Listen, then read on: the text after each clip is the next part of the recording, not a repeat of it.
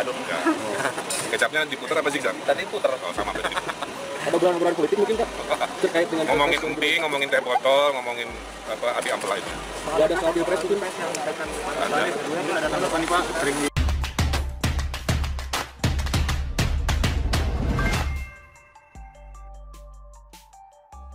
Anies Ridwan kompak genitnya, warawiri tapi prestasi, mawas diri, ditulis oleh Cak Sud dari siwar.com. Uhui, genit nih ye. Ya, akhir-akhir ini kita disuguhkan oleh berita tentang dua sejoli, yaitu Anies dan Kamil, yang mirip orang pacaran, selalu berdua kesana kemari, main bola berdua, bahkan pakai baju yang kompak dan makan bubur berdua. Amboy, indahnya, macam dunia milik mereka berdua, yang lain ngontrak di bantaran kali. Ya begitulah dua orang ini memang terkenal, tapi kayaknya terkenal bukan karena prestasinya deh. Ridwan Kamil dikenal karena kulitnya yang glowing. Lee Chin Chin bagaikan lendir keong racun, bahkan video klipnya dengan lagu Peter Pan berseliweran di medsos. Anies Baswedan kita tahulah terkenal karena kata-katanya yang maut dan bisa membuat pohon mahoni di Monas lenyap tidak berbekas. Dan gak ada yang berani tanya, dan masih banyak lagi yang bisa membuktikan kehebatan olah katanya. Apa itu bisa dibilang prestasi? Mungkin buat kadrun dan pemegang kunci surga 212 iyalah. Tapi jangan tanya Babe Haikal, karena dia baru saja dipecat dari kumpulan orang-orang pemegang kefling surga 212. Dipecat guys, sedih ya. Tapi tenang aja, namanya Babe kan punya jurus bunglon yang ampuh, yang jelas cendana masih di belakangnya kayaknya. Nah, walaupun gak ada prestasinya, yang bisa dibanggakan, ternyata dua tokoh yang disebut di atas, yang notabene masih menjabat posisi yang prestisius yaitu gubernur, tetap saja mereka pede alias percaya duit. Percaya diri kalau mereka sangat mampu dan cocok jadi presiden. Meskipun jutaan rakyat Indonesia, maksudnya bukan mau nyinyir ya, karena mereka sih gak bakalan mau dengar omongan orang, apalagi sih gak benar, yang didengarnya pasti TGUPP-nya, alias tim gubernur untuk pemenangan presiden. Ups, lihat aja banjir di DKI dicuekin aja. Nah, begitu dilaporkan rakyatnya dan dinyatakan bersalah oleh pengadilan, baru deh mereka kerja.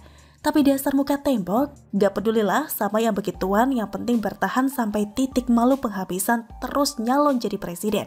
Tentu saja manusia yang waras gak bakalan milih mereka. Mau dipimpin orang yang gak bisa kerja?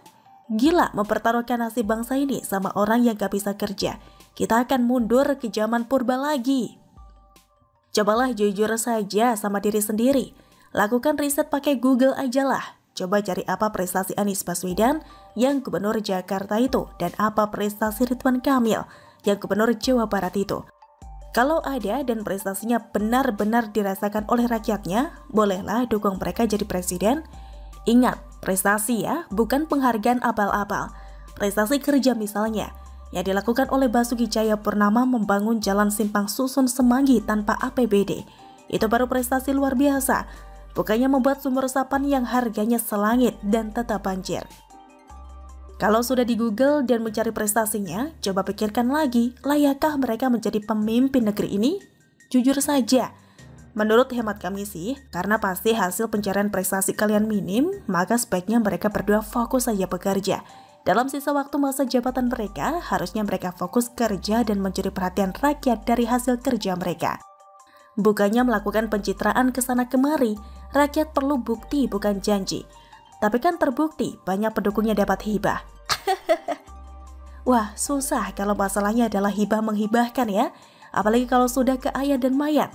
Wah, tambah suram masa depan Indonesia kalau dipimpin oleh pemimpin yang suka menjanjikan hibah dan menggunakan ayat mayat.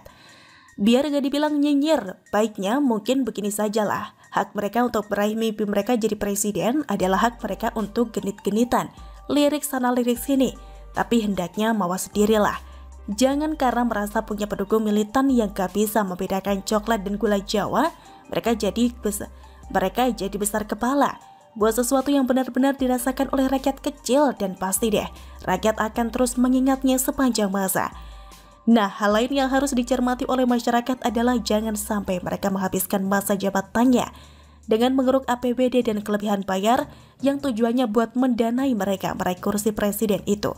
Yuk sama-sama kita pelototin dua sejoli genit ini. Cak Sud, #jaga NKRI. Bagaimana menurut Anda? Kita tidak melarang masjid, musola menggunakan toa, tidak. Silahkan, karena kita tahu itu bagian dari syiar agama Islam, ya. Tetapi ini harus diatur tentu saja. Diatur bagaimana volume speakernya, gitu. Toanya itu nggak boleh kenceng-kenceng, 100 desibel maksimal. Diatur bagaimana kapan mereka bisa mulai menggunakan speaker itu sebelum.